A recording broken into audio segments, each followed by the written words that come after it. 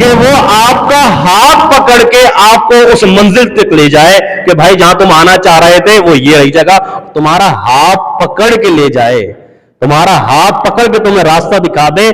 اللہ اکبر! جیسے ہدایت ارشاد میں بتایا جاتا ہے ویسے نہیں، بلکہ جس طرح ہاتھ پکڑ کے کوئی ہمیں منزل تک لے جاتا ہے، صراط مستقیم تک لے جاتا ہے، اللہ رب العالمین ہمیں وہاں تک ہمارا ہاتھ پکڑ کے پہنچا دے، وہ ہدایت کا راستہ ہمیں اس طرح دکھا دے۔ آگے دعا سکھا دی اللہ رب العالمین، اور اتنی پیاری دعا ہے کہ تمام دعائیں تو شاید مسنون دعائیں ہوں، لیکن یہ وہ دعا ہے جو اللہ نے فرض کر دی ہے۔ فرض کر مانگا کرو، اور کیسے فرض کر دی؟ کہ ہر نماز میں مانگا کرو، ہر نماز کی ہر رکعت میں مانگا کرو۔ اگر تم یہ نہیں مانگو گے نماز میں، ہم تمہاری نماز ہی قبول نہیں کریں گے، ہم تمہاری نماز ہی نہیں مانیں گے، تسلیم ہی نہیں کریں گے۔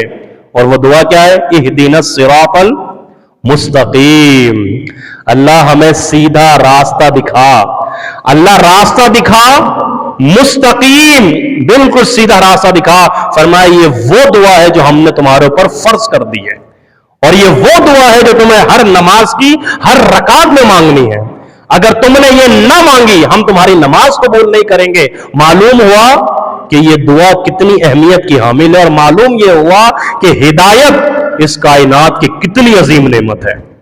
ہدایت کی دعا اس کائنات کی کتنی عظیم دعا ہے، اور ہدایت کی نعمت اس روئے زمین کی کتنی عظیم نعمت ہے کہ اللہ کہہ رہا ہے تمہیں ہر نماز میں مانگنی ہے۔ اہدنا الصراط المستقیم، اہدنا الصراط المستقیم، ہم نے فرض کر دی ہے۔